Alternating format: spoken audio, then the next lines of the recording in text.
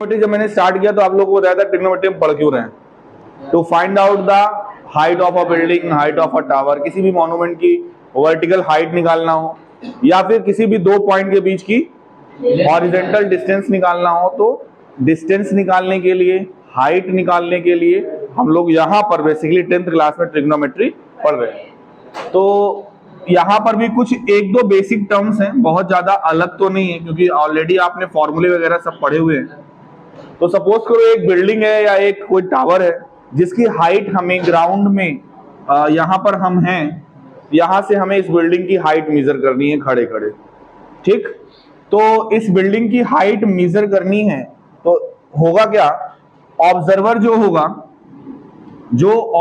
होगा उसकी आईज पर बिल्डिंग के टॉप का या टावर के टॉप का कुछ एंगल क्रिएट होगा, ठीक है। जब हम किसी चीज को देखते हैं तो अपनी आंखों को ऊपर या नीचे या बिल्कुल पैरेलली देखते हैं, तो उस ऑब्जेक्ट का हमारी आईज पर कुछ एंगल क्रिएट होता है।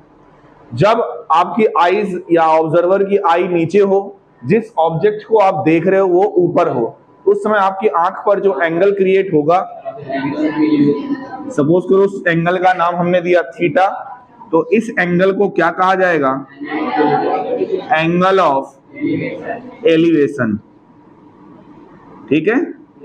क्या कहा जाएगा, एंगल ऑफ एलिवेशन।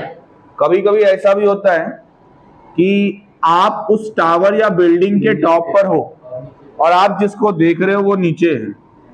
जैसे मान लो वर्चस्व ही है, अपने बिल्डिंग के छत पर खड़ा है और उसका दोस्त आया, चल भाई बाहर आ, तो सारे कह रहा है भाई, नीचे देख के ही कहेगा कि पापा है वाइपर,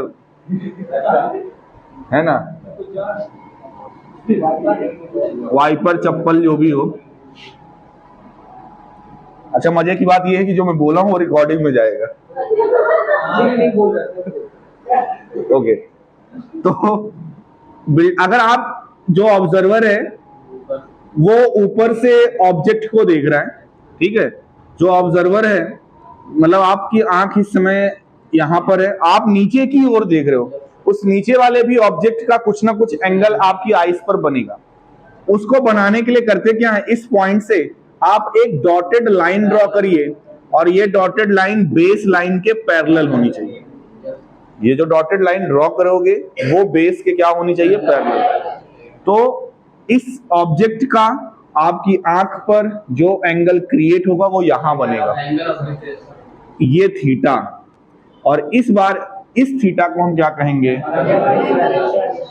एंगल ऑफ डिप्रेशन,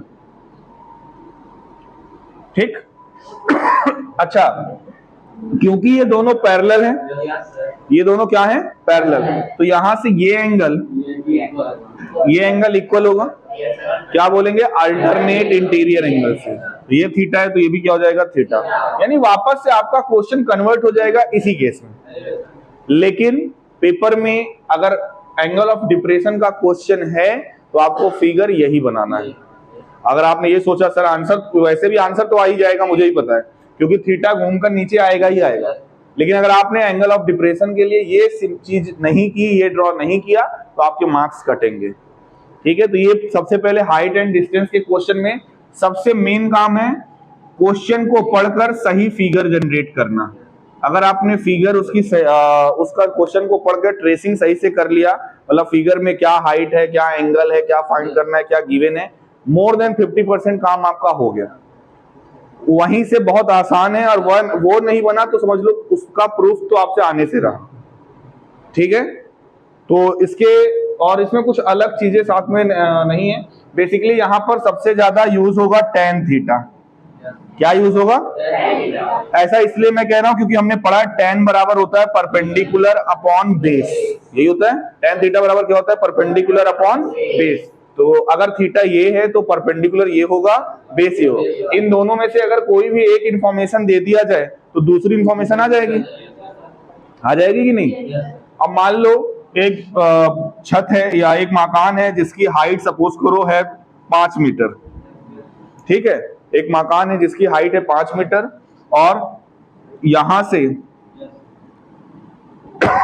ये ग्राउंड है, यहाँ पर कोई ऑब्जेक्ट है जो कि इस मकान के टॉप पर देख रहा है, तो उसकी आंखों पर कुछ ना कुछ एंगल क्रिएट होगा, और वो एंगल मान लो है 60 डिग्री का। कितने डिग्री का? अब मैं पूछूं कि इस मकान से वो आदमी कितनी दूर खड़ा है, इस मकान से वो जो आदमी है, जो पर्सन यहाँ पर है, जो ऊपर टॉप को देख रहा है, आपको ये बताना है कि मकान के बेस से ये पर्सन कितनी डिस्टेंस पर है। यानी हमें फाइंड क्या करना है, बेस। गिवन क्या है? परपेंडिकुलर। तो लगा दो 10, तो 10 60 5, और इसको सपोज करो हमने क्या मान लिया, x, तो 5/x। 10 60 की वैल्यू √3। 10 60 की वैल्यू क्या होती है? √3।